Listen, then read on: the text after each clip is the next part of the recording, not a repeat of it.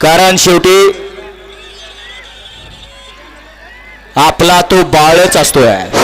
सुटला सेमीवाला या मैदानातला डोळ्याचा पारणा फेडणारा तीन सुटला आणि तीन मध्ये गाडी बाद झाले आणि 5 गाड्यामध्ये सुंदर अशी लढत चालू आहे. कोण फायनलचा मानकरी पडेल बिंजोरचा बादशाह मथुर आणि आर्याल बक्याडोर आणि चिक्या अतिशय सुंदर.